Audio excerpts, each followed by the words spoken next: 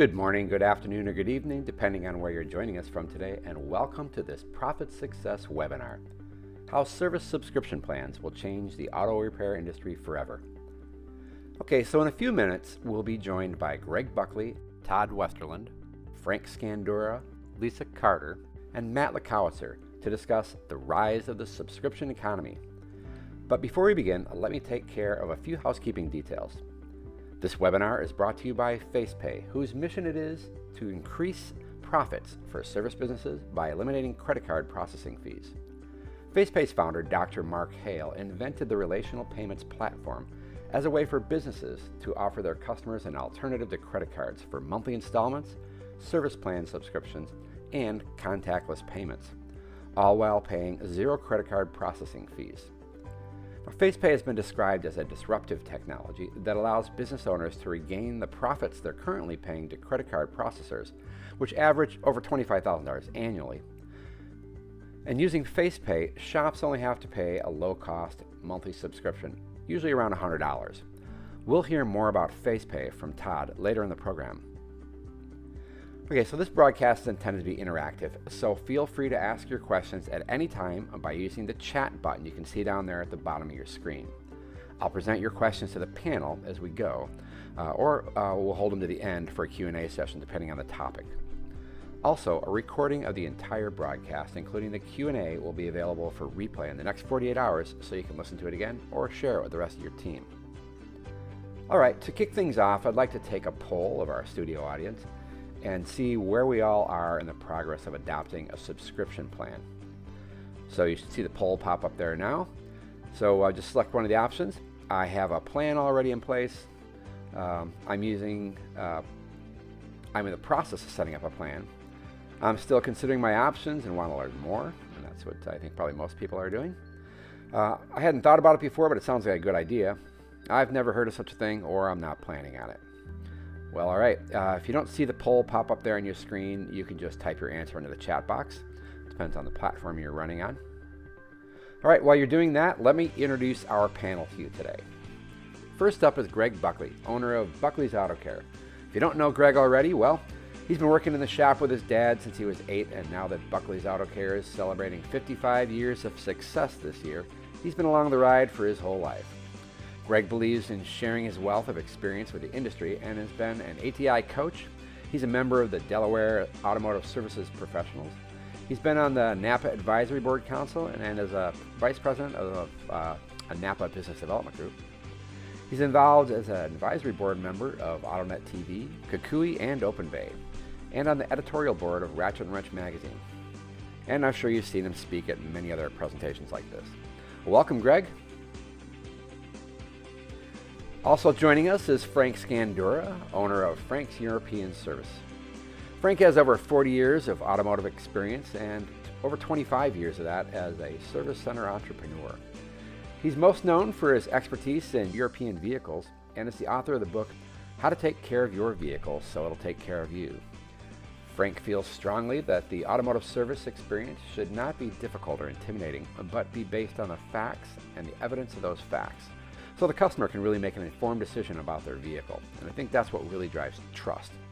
So this commitment has challenged the standard of ethics all around the automotive industry and influenced countless automotive service centers around the country to adopt what they're calling Frank's way, right? So out of his passion to help others, Frank is also an independent business coach, coaching other automotive shop owners on how to run a first-class operation. Frank is also a John Maxwell certified coach, speaker, trainer, and a Dave Ramsey Financial Peace University facilitator.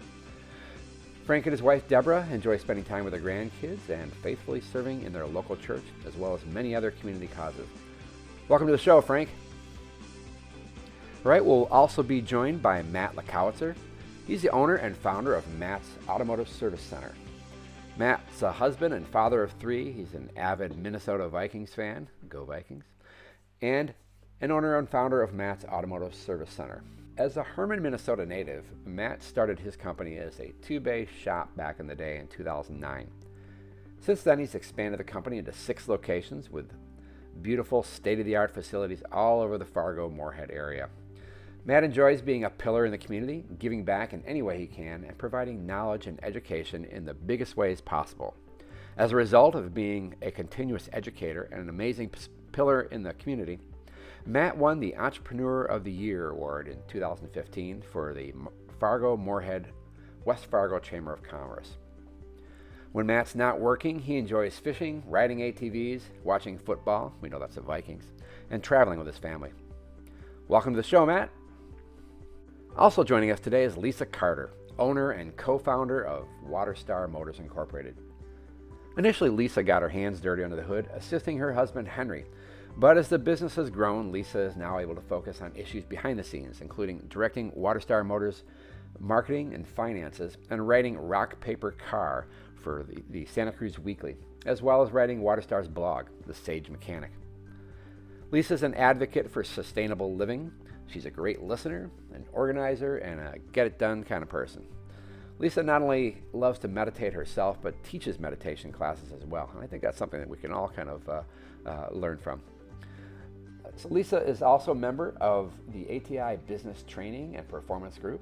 She's been a member of the Leads Club for a lot of years. She's on the board of directors and is financial recorder for the nonprofit Chihao.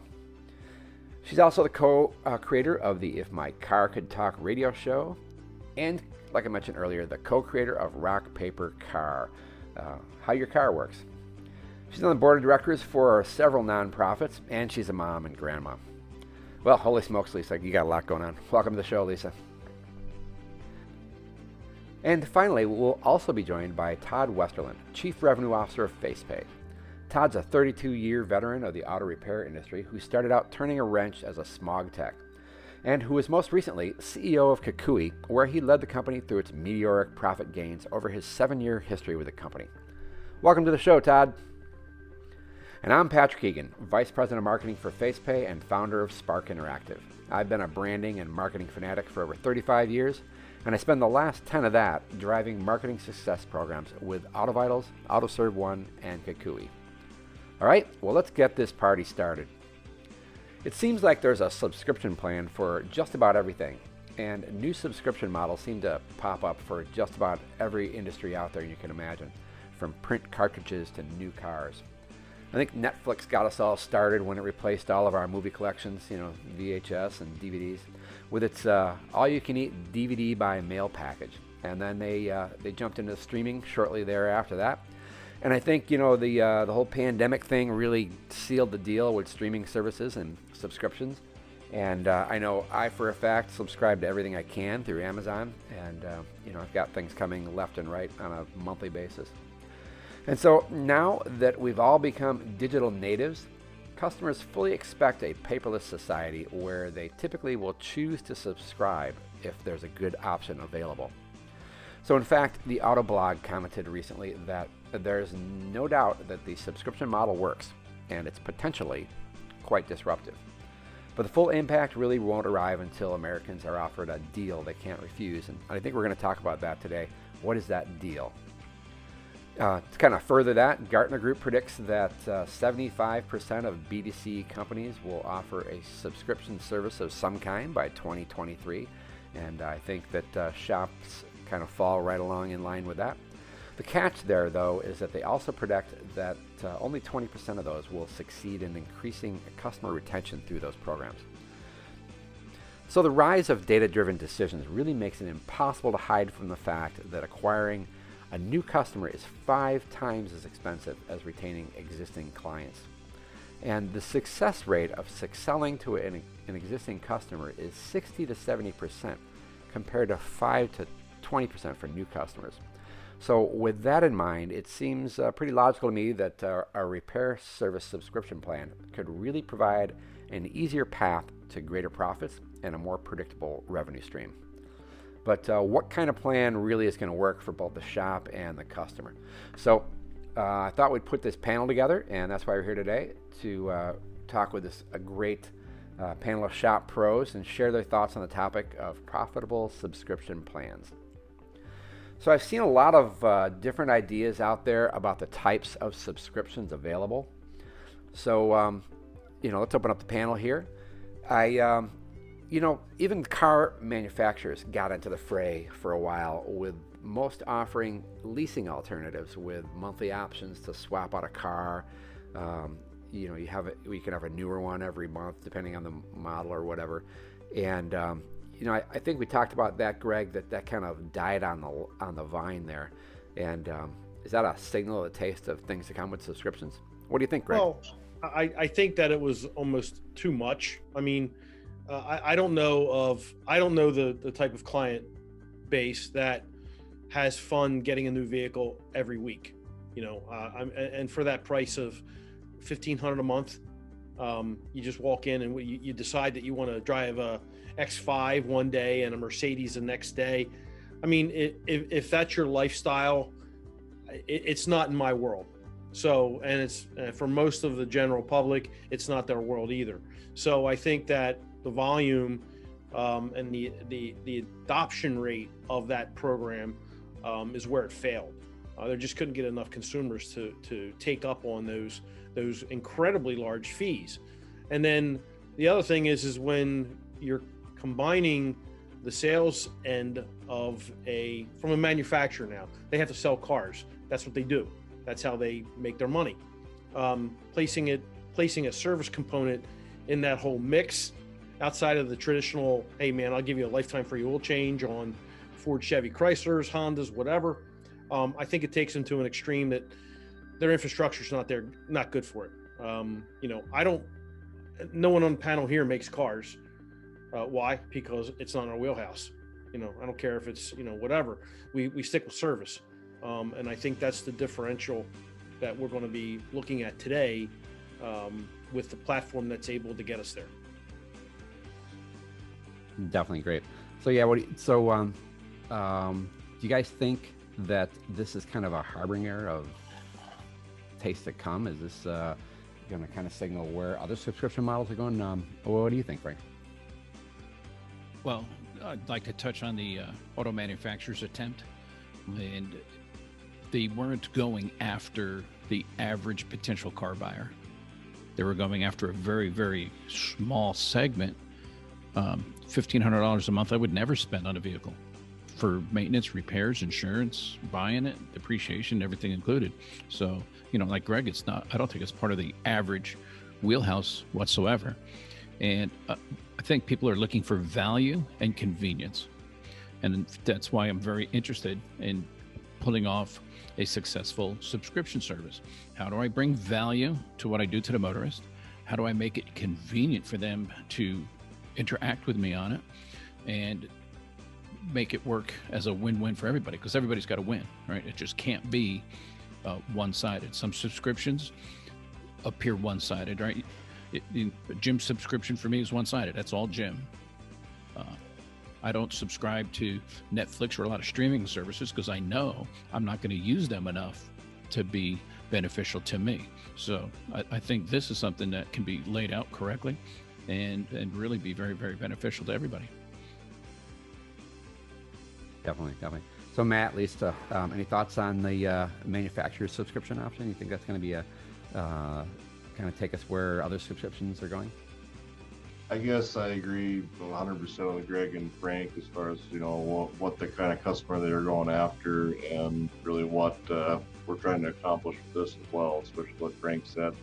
It's got to be a win-win. And I think that was too one-sided on the manufacturer's side to make it a win for anybody. So. Right. And it definitely did not have the convenience factor in there, especially when you consider the amount of money. Sure. So when we go into something for our car repair shops, then not only convenience and value, but also it has to be very clear and understandable by the average person that shops at your shop. Right. So let's talk monthly service plans. I think this is the kind of service plan that most of us are thinking about when we talk about subscriptions.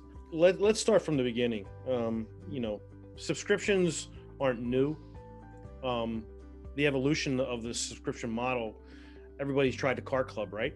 Car care club card, and we had $249 for lifetime services and all that other stuff. Now what we're doing is we're able to take that and make that pretty granular, and so we can customize everything. And that's the exciting part of what subscriptions can do. Tailoring the experience to each individual client is what will be key to the success of a subscription program. If you're going to offer, 3 levels, all right, you're still averaging everything out across 3 levels. With what we're able to do now, we're now able to take each individual motorist. We have the data inside of our own SMSs to strategically put a fine-tuned plan together for them and them only.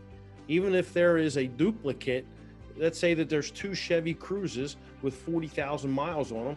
Well, each of those drivers are independent and they're separate. Each one have different patterns. Same with BMWs, Mercedes owners. This is the evolution of a subscription model. It's not cut and dry. It's not buy 5, get 6th one free. It is a continuous, a payment over a course of a period of time.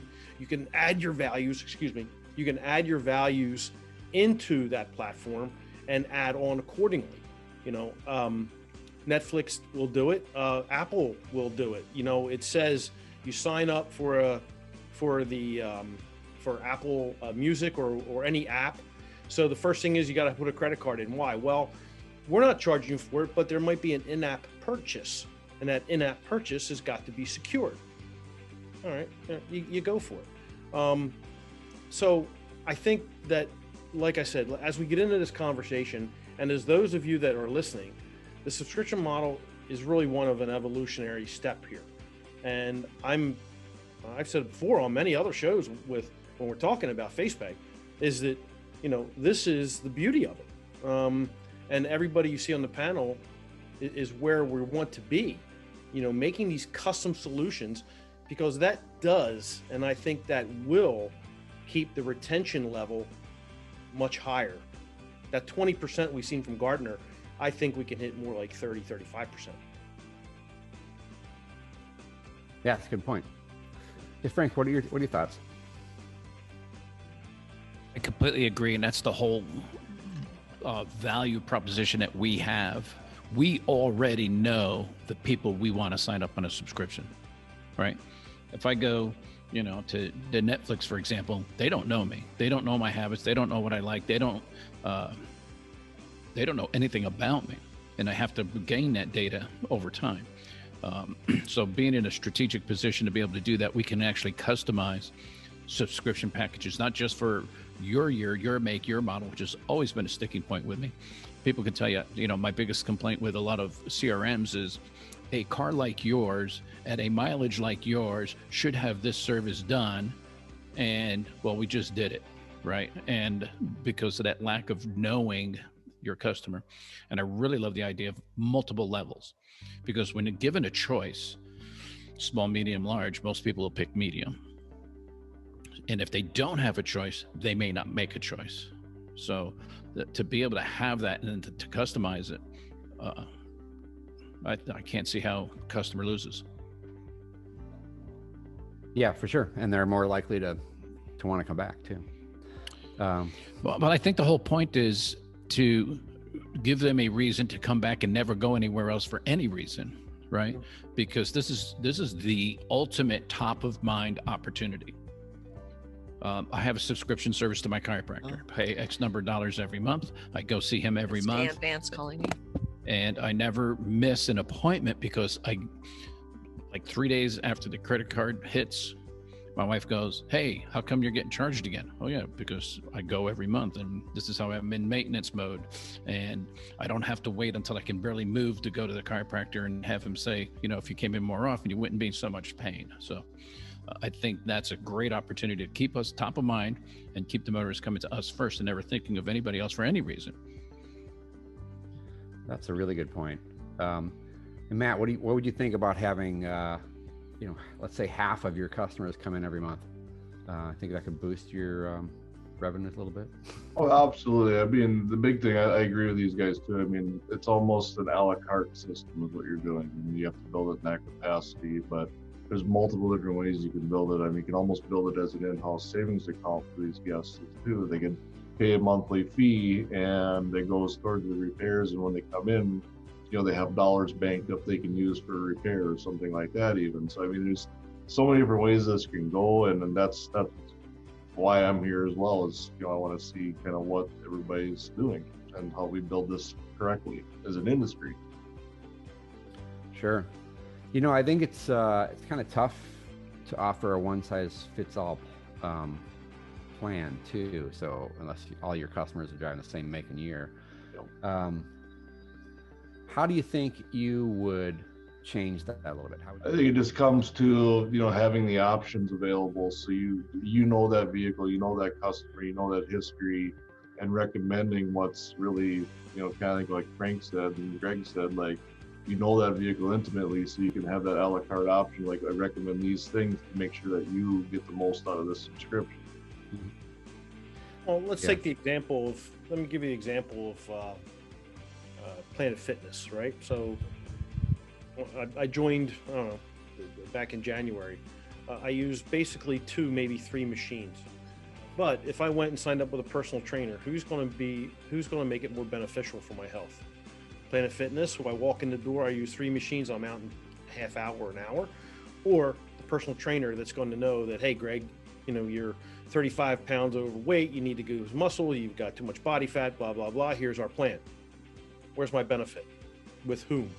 All right. So there's how we're able to tailor everything.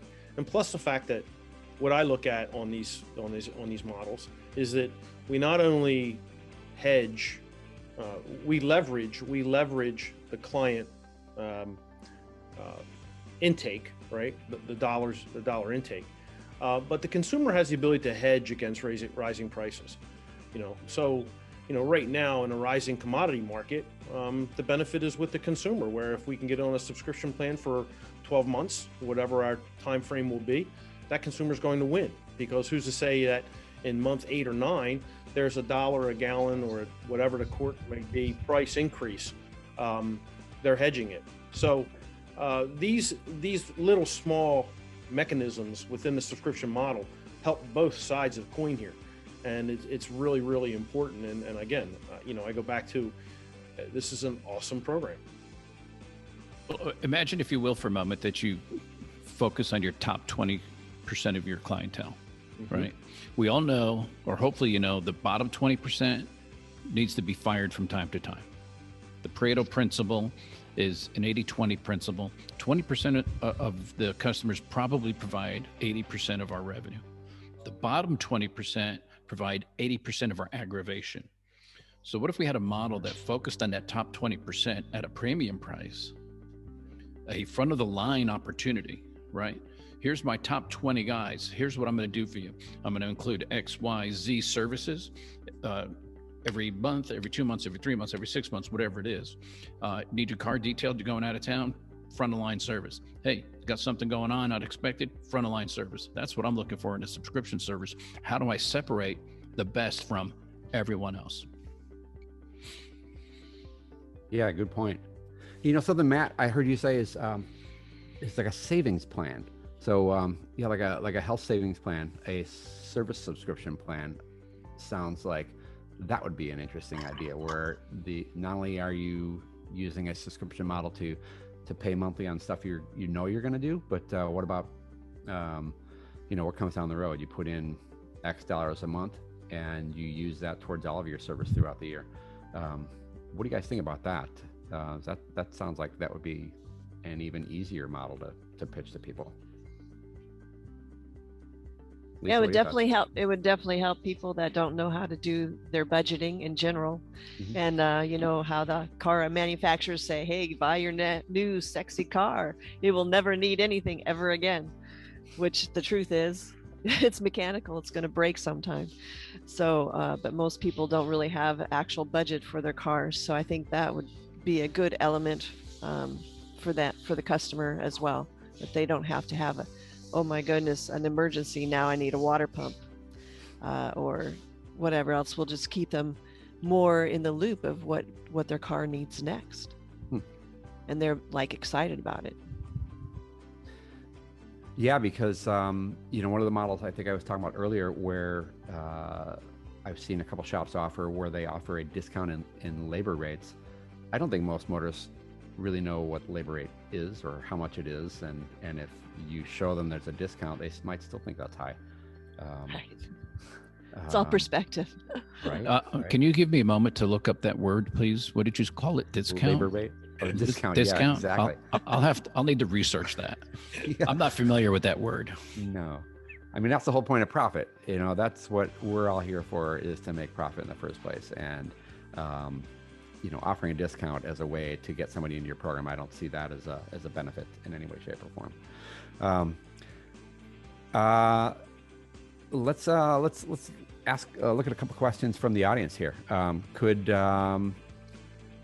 also allow the subscription holder to have priority use of a loaner vehicle? Maybe that's an option.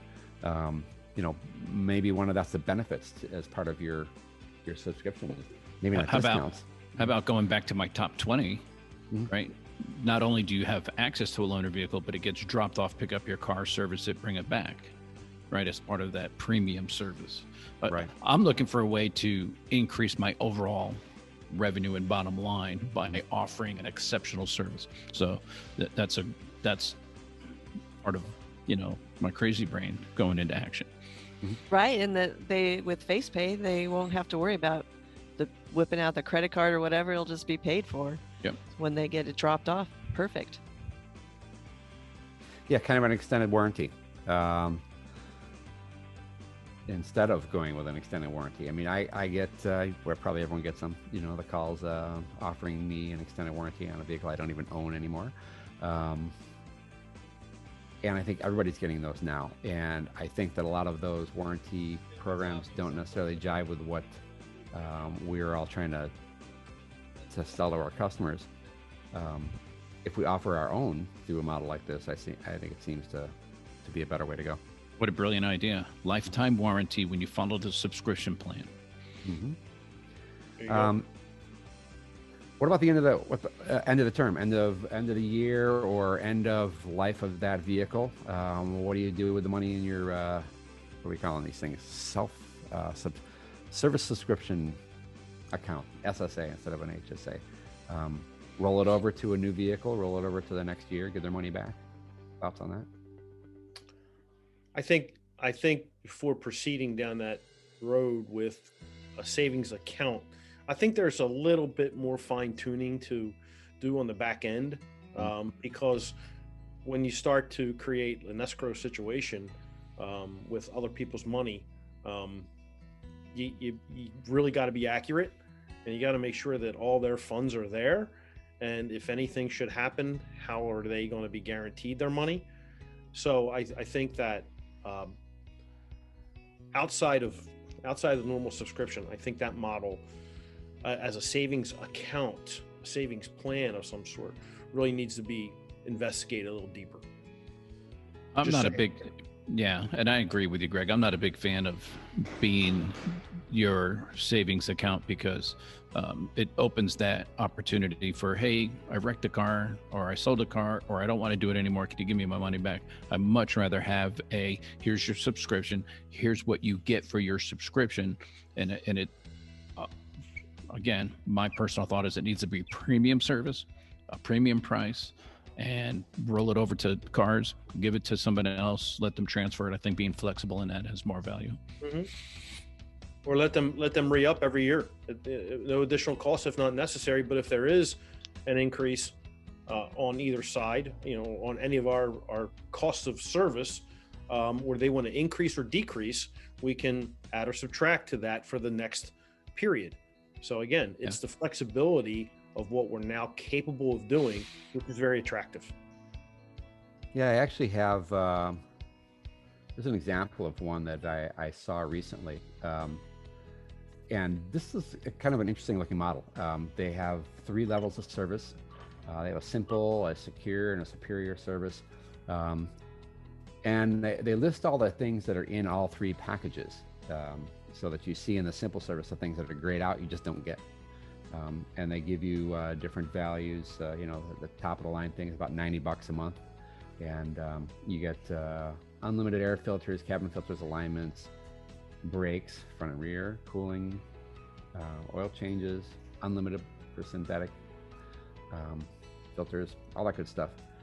And it's kind of unique here too. I noticed they're offering a cash back, so it's kind of a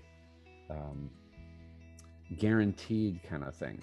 And they also are showing a value there too. So what it would cost you if you didn't have this membership. I think I kind of like the idea of having multiple levels and giving people the option to add and, you know, upgrade if they need to. I think it's something that would work with you guys. Any thoughts? I personally like not a one size fits all. Mm-hmm. I think, again, I go back to the flexibility of what we have. I personally want to be offering a rewards program, you know, through the services. So many, you know, points per dollar spent or anything like that, instead of a discount off of the sale or any future sales. That's my projection. That's where I want to build. Yeah, comments from the audience is that pricing does seem kind of cheap. Yeah, I don't know what you would get for $20 a month. I guess the real thing too is, you know, having people come into your shop. So I think that even if it's a loss leader, if you had you know, X percentage of your customers coming into the shop every month or every other month, you know, if they're coming in for an inspection, even if it's just to top off their fluids, you'll find something. So maybe that's something to think of too. Do you think that a loss leader option is, and again, we don't want to use that discount word, but you know, just throwing a lot of value in for a lower price? I'm not sure that the people who would have a subscription service, that a loss leader's what we need to do. Yeah. You know, this is if I don't, somebody's got some background noise there. There's a lot to be said for, this is a premium service. You know, it's like Right. at 0.05% interest for highly qualified buyers. And that's what we need. We need to make this for highly qualified subscribers. And it needs, you know, to, you know, if you present it in such a way where it has enormous value, it's a great way to increase our net, a great way to increase our gross profit per transaction. Go back to what we're kind of talking about and what we're really offering to our client base. It's safety, security, and convenience, you know, all wrapped up. And a lot of them will take us up on that. I mean, that's what we're anticipating. Those three factors alone, you can assure yourself that our clients come to us already for that. We're making it more palatable and more convenient for them to visit us on demand if they so desire.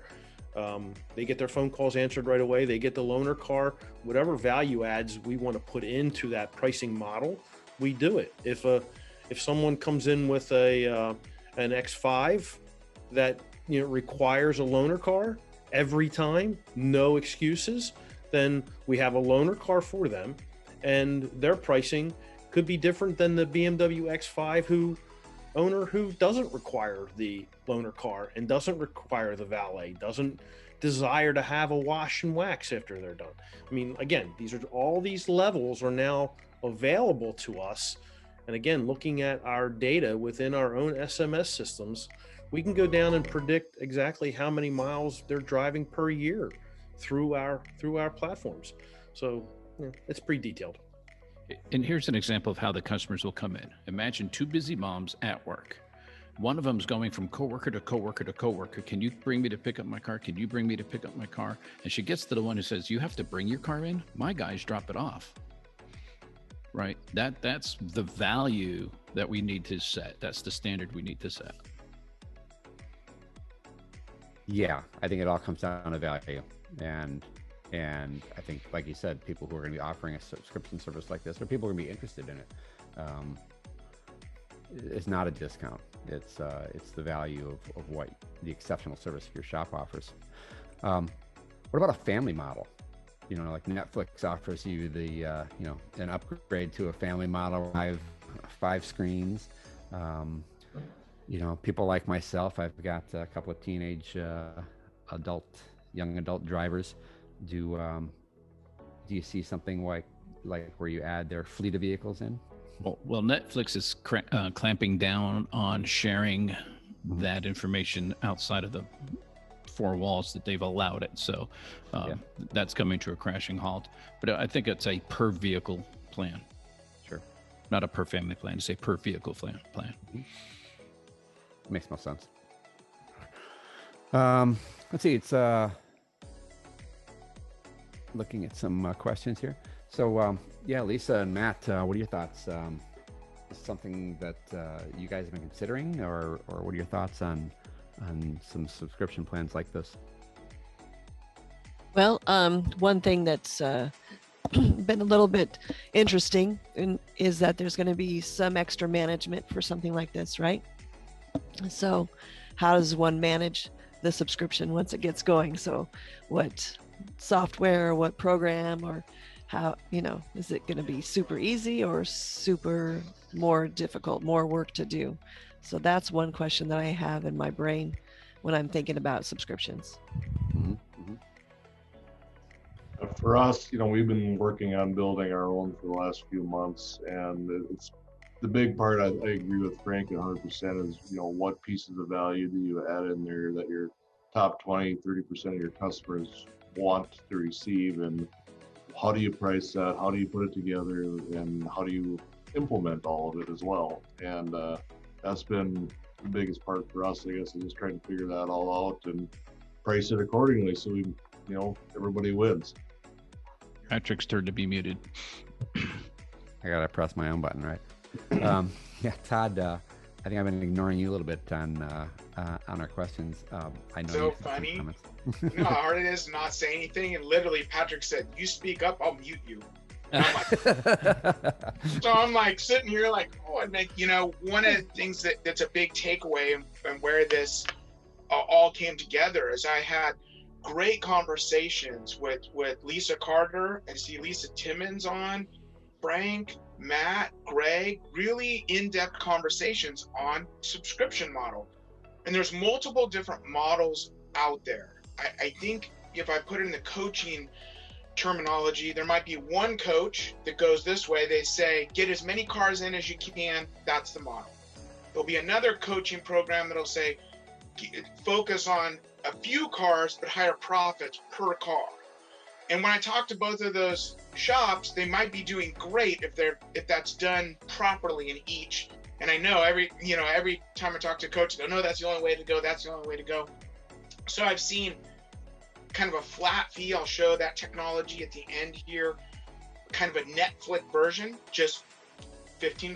What does that include? $20. I've seen health savings account, and I've seen very in-depth 2016 Lexus, 36,000 miles, AI included of which future services are coming up with TSVs included. What does that come out to? So I don't have the perfect model, and that's why we're talking here, experiencing or kind of looking into this. The one thing that I will say that I'll just kind of put it back over to you guys is that I am hearing one thing in the industry, and I've heard this for years, and that is the ups and downs per month. So a shop, hits 900,000 and it's great, and cracks 1 million, 1.1, and then it drops down to 800,000 as an example. And then we do a second month of 800,000. When I talk to these shop owners, they go, well, is it all over? Is that? Do I start letting tech go? I got to make some changes. The one problem is this up and down in the industry. So when I look at the subscription models, so to speak, sometimes I do quick math and go, well, if I had 100 customers on a subscription model at $20 each, that would be $2,000 a month, $24,000 a month, or $24,000 a year, but bring the floor up. Now I know in talking numbers with you, Frank, my numbers are way, that's not, but I think if we can educate to bring that floor up, I'm looking to help everybody, is there a way to help everybody bring that floor up? So back to you, Patrick, and thanks for letting me. Also, by the way, before I forget, Lisa Timmons has some great ideas. I've had hours of conversations on subscriptions, so you might want to unmute her for a quick 5 minutes. That's all. Yeah, Lisa, if you want to jump in, you can unmute yourself. I also open up the chat too. If you want, all the chats, we're just going to the panel. But also, one of the questions is how do you charge once a month? What's the kind of the legal paperwork? How do you handle all that kind of stuff? And what happens if you've got an annual and somebody pops out in the middle of it? Do you charge them for the rest of it? If it's not the savings plan kind of thing. Any thoughts on that, guys? How do you see paying for the whole thing? Are you talking about how the subscription? I mean, what do you feel about having them pay per month? Yeah. So one person was asking, how do you charge them once a month? So is it once a month or once a year? Do you look at it as an annual or monthly? Well, depending on the client's preference, I would think. You're trying to scale it out. I mean, the convenience is the subscription model is primarily monthly, and if they're okay with that, or if they want to say, no, just charge me the whole thing. All right, well, X times 12, there's your number. Whatever they feel comfortable with. The model and the technology that makes it convenient. I like the 12-month because at any point between 1 and 12, let's say that there are bad feelings or something happens, they can exit quickly. Let's wash our hands of it and be done. Once they've given them the 12-month figure, then they're pretty much locked in, and then you're going backward. So I care to promote the monthly subscription. Mm-hmm. I hear that question a little differently. I think I'm hearing, how do I put a mechanism in place where I can collect a revenue? And I think that's where Facepay comes in, and that's why I'm here and talking to Todd and Patrick is Facepay has a subscription element to it where the billing is automatic. That's always been my roadblock. How do I say to my customer, fill in this thing and you will automatically be charged, and whether it's monthly, quarterly, or it doesn't matter, make that happen through a mechanism that doesn't cost me a ton of money. It's easy to manage. Yeah, for sure. And even the paperwork part of it, how do you handle all the legal stuff from a contract point of view? Really good point. And we're about 10 minutes to the end of our show. So yeah, maybe Todd, might be a good opportunity for you to jump in here and talk a little bit about Facepay. How do we manage this kind of stuff? And has Facepay got a model in place already for supporting subscriptions, or is it something we're looking at down the road? That's a question. I don't know if I can. Let me see. I'll share the screen, Patrick. There you go. You shut me down right away. Talk too much. Okay, fair. So yeah, we were looking at the different models out there, and instead of kind of build them all, so to speak, you got to start somewhere. And when Dr. Hale took a look at each one of these, we found this one, and there's a simplicity to it. I think that I look at this as Green Drop Garage. Really read through a lot of the different ways that there is the liability aspect. I think it's really important to define what is in a membership and what is not in a membership. So, to not get too much into the weeds on that, but for defining what's not in some form of a membership, there might also be a percentage off any work that is done, outside outside of the membership cost. So we're kind of covering all of those things. On this particular one, I'm going to show you where we're going. So if you haven't seen the Facepay demo, it's like 20 minutes, unless you talk a lot. Like me and Matt spent like 2 hours on the phone, so talking about a lot of really cool things on how this can be utilized. If you haven't, you're gonna get with Larry or myself, at another time. At this, let's take a look at new features that we haven't seen. So we're gonna go into subscriptions, and right here, just again showing the direction we're going in and how we're listening to all the experts in the industry. And I have the secure payments platform. You could sign up 1,000 subscriptions, tomorrow, and have that running. Each shop, like I mentioned with the coaching kind of aspect, is that there's different models, different ways. I think all of the beliefs are correct. For this particular one, we look at it something where, my car takes synthetic oil. I would technically say me and my car's luxury. And we're instantly able to, put that piece in. Diesel is over, 10,000 pounds. Actually put even a custom amount in. Along with that, to Frank's point, we're gonna have multi-packages too. So we can put what package we're looking at. And so these are all, all customizable at this time. I just kind of, I had, Dr. Hill model that one, go, hey, let's build this one and have a place to start. My biggest thing is that the starting is where it's at. It's going to take us as an industry and all these great people on the phone to figure this out. And we have to start somewhere. It kind of maybe even at some of the basics, and then continue to evolve and figure out what's exactly best for, each shop. So real simple in the fact that as we're looking at Facepay here, how does this work and how does somebody get, registered? Simply have a text to sign up. So the consumer gets registered. I see a question there on how does this work. So I'm gonna give you the real quick. Text them to get registered. Takes them 1 minute and 10 seconds one time. They're connected up, bank to bank. And at any time at that point, they're verified. Once that verification happens, our system actually purges all of the information. It keeps the two verified parties, meaning the shop and the consumer. And then at any time, we can facilitate a handshake. Text to pay, very similar, putting everything in and simply sending that over.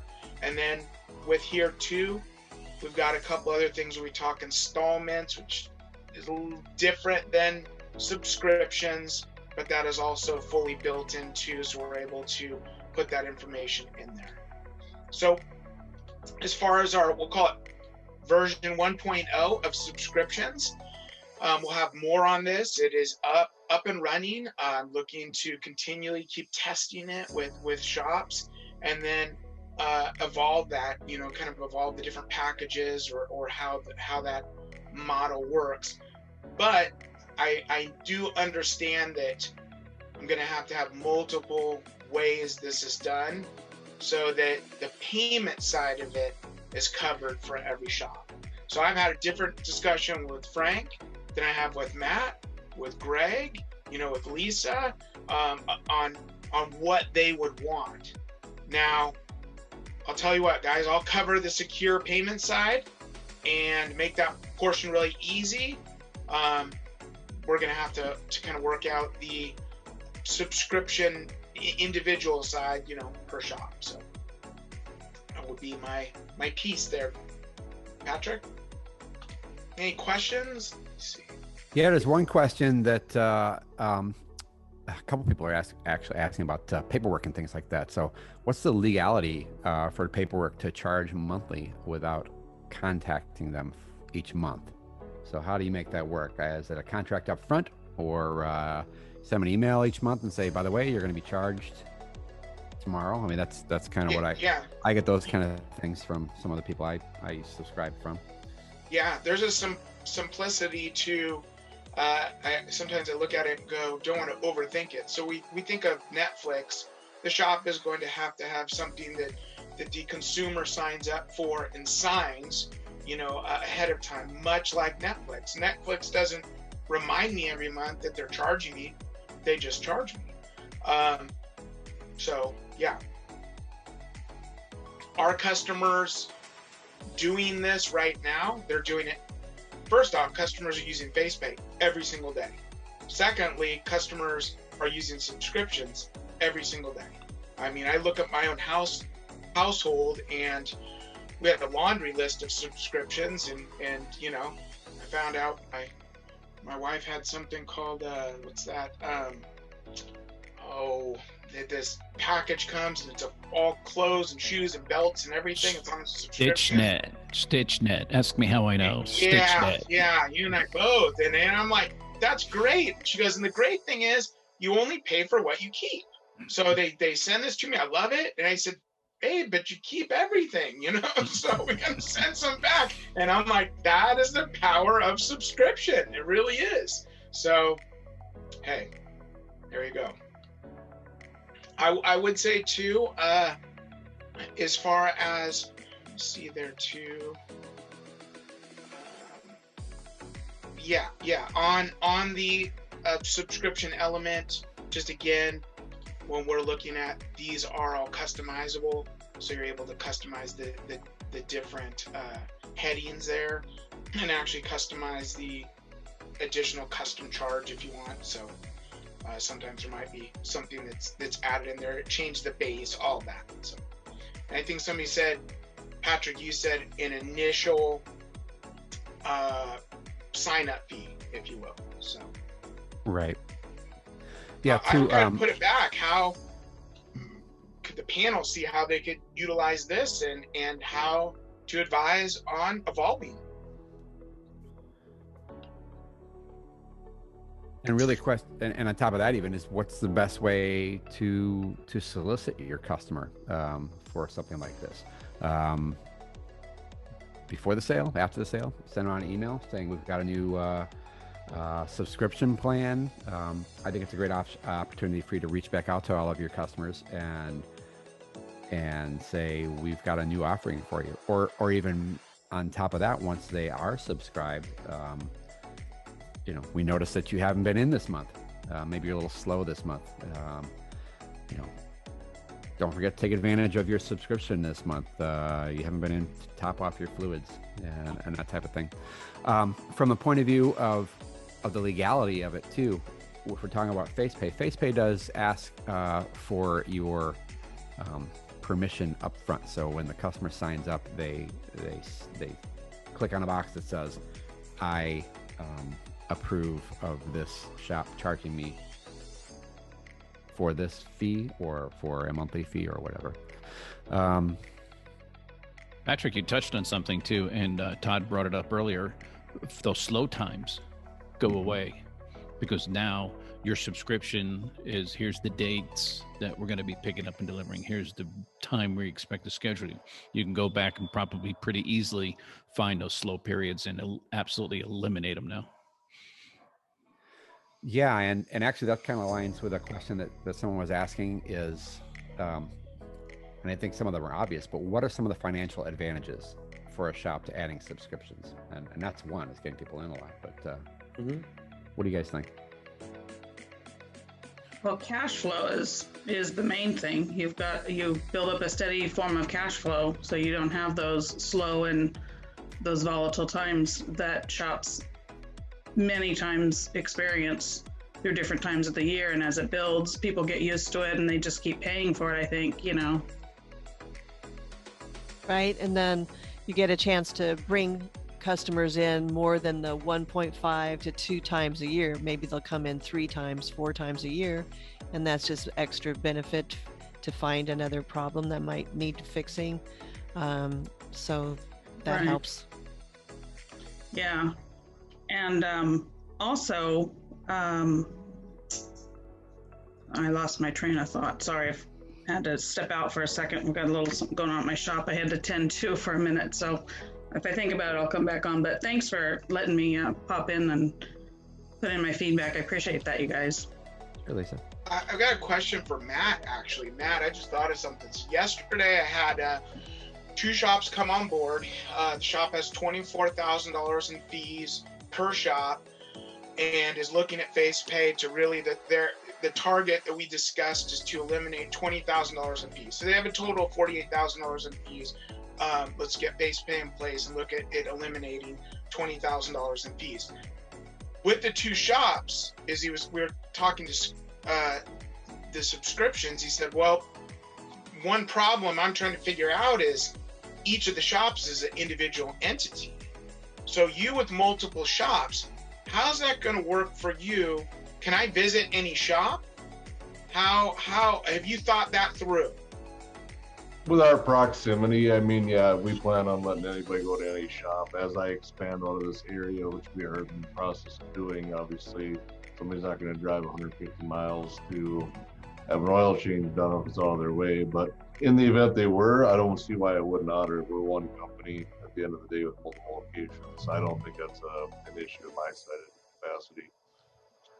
Going back, I just wanted to say too, the subscription is kind of like creating that almost, I wouldn't say cult, but if you're going after your top 20% of your customers, this creates like that family and that I belong to this. And I guess that was the point that I want to try to hit with my staff when we train on implementing this, is like to be excited, like you're part of this family, you're part of this group of exclusive people that we're not letting everybody into this.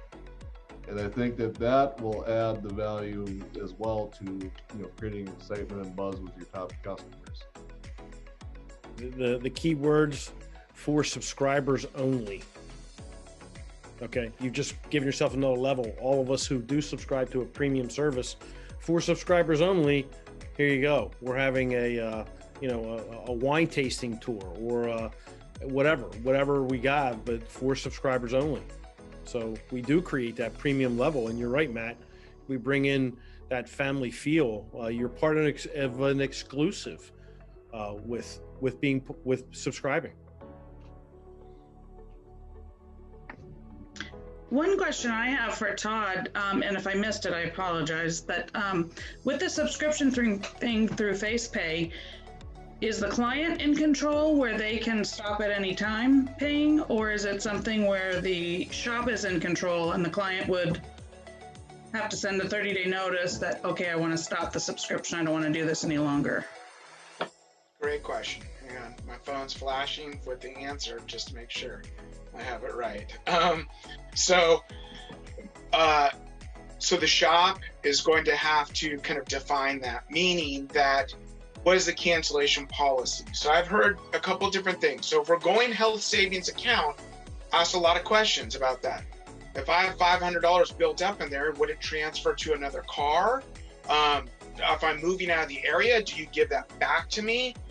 Then we go over to subscriptions and Netflix, meaning that I get 2 oil changes a year, I get wipers during the winter, AC check during the summer. Here's a defined package. And if I cancel the subscription, that's just it ends. And so I give a 30-day notice and that cancellation of that subscription ends. So that would be handled a little bit the particulars on the shop side. As far as Facepay is concerned, I have the payments engine that's not going to stop unless that is canceled. So. But who has control of that was my question. Does the customer have control to go into Facepay and stop this right now? Or is it the shop that has control to go in and, okay, look, we're stopping the subscription? Great question, Lisa. And I'm going to defer to Mr. Dr. Hale. They have a stop subscription button in there. I mean, if we don't, we can build it either way. I know that. But what do we have right now? If I can jump in real quick, Lisa, in most cases where there is a debit situation from account to account, the person that is executing the request for money has to be the one to stop the request. You can't, we have to tell our clients, okay, maybe we do need a 15-day, a 10-day, 30-day notice. And on that point right there, we have to request the stoppage. So the consumer can't. I mean, I know I've had subscriptions where I wanted to stop and it's an ACH situation. Well, you can't. You can stop a credit, but you can't stop an ACH. And this is basically working with. So I feel we have to do that for the client. Yeah. So anything that I've wanted to cancel, I have to send an email or give the request that I want to cancel that now. And then it usually happens pretty quickly right there, just from the company doing it. Right. Yeah, I'm aware of that. I was kind of curious what Facepay has in place, because this is the venue that we would be doing this from. Are they set up like all the rest? So at this time, the consumer would not be able to just stop the subscription. Okay. That will be one thing. It's going to run now. The one thing I love about working in this industry is that we all do the right thing. So if I called Greg and said, "Hey, I'm moving across the country, been great service, I'm gonna miss you, but can I stop my subscription?" Greg's gonna go click, let me go into Facepay and stop that particular subscription. But conversely, I think that also offers some protection for the shop too, so that people can't take advantage of the subscription and run around the corner and cancel after receiving benefit of the subscription. Exactly. Yeah. Well, we've run over a little bit. I think we're welcome to keep rolling on, but also want to mention to everyone too that if you'd like to check out Facepay on your own, free charge for 30 days, risk-free, go ahead and hit up the link that I posted in the chat there. It's a bit.ly link, so bit.ly/Facepay99, and you go ahead and sign up on your own for free. Get going on it alongside of your credit card processing system you have now. Don't have to replace anything. And after that, it's $99 a month. So some other questions. People have been asking about, what about people's credit card points? We're serving the shops here. We're not really offering a lot to consumers in the benefit of using Facepay, but I think if you ask people, not everyone, I think people are used to using credit cards, but people are really getting used to using PayPal and Venmo, and customers that I've talked to love this idea. You get a text and that's it. You get an email, that's it. You don't have to swipe a credit card. It's like contactless payments. It's easy to do. For somebody who talks to hundreds of shops and hear a lot of these kind of comments or concerns, so I've learned two things over this coming up on my year with Facepay. So first off, eBay just did a major announcement, so worth it to kind of Google it and take a look. eBay literally ripped out PayPal. They're done. They broke up. They took out the middleman. They took out their processor. There is no 2.6 that you're now utilizing through eBay. And when I went to just go and sell something, I went through the Facepay process. So when I say customers are doing this every day, not only are they doing it every day with Facepay, but they're doing it out there. This is not, there's 138 million users of eBay that just experienced kind of the way things are going. Next up on that is that just kind of, I'll leave you with this, not dive too much into the points question.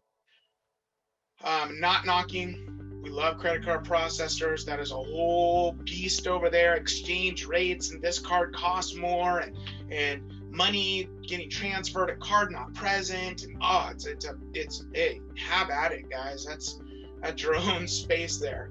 But they need you to subscribe to kind of the fear that people don't have money and they need those points. By the way, if there's points, who pays for this? You guys do. Merchants. We do as merchants. Yes. Yeah. So we're paying higher fees. Yeah. And so I've had a conversation with shop owners who are like, well, my customers, they love to use the fees or love to get the the points and all of that. And in that same mentality, I'm asking, going, what are your fees? And the shop said, well, it's 70,000 over this last year. And I'm like, we gotta change that.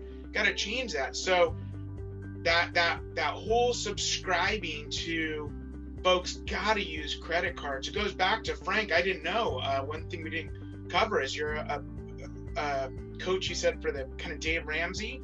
Love listening to him. And even yesterday, the shop owner said, you know who needs to see this is Dave Ramsey. Like, this is exactly what he's preaching. Get away from this. So awesome. That's kind of leave you with that. So thanks you guys for joining us today. Thanks to our great panel. Thanks Matt and Frank and Lisa and Greg and the other Lisa and Todd and Mark Hale. Also, if you'd like to check out Facepay, again, there's a link in the comments. It's bit.ly/Facepay99. You also get an email right after this with a link to that. And if you want to schedule a time for a demo, we'll give you a link there too. And actually, you can give Todd an email there, todd@facepay.io. Again, thanks for coming, everyone. I look forward to seeing you on our next webinar in the series next month. And thanks. See you guys later. Have a great day. All right. Bye. Thank you. Bye.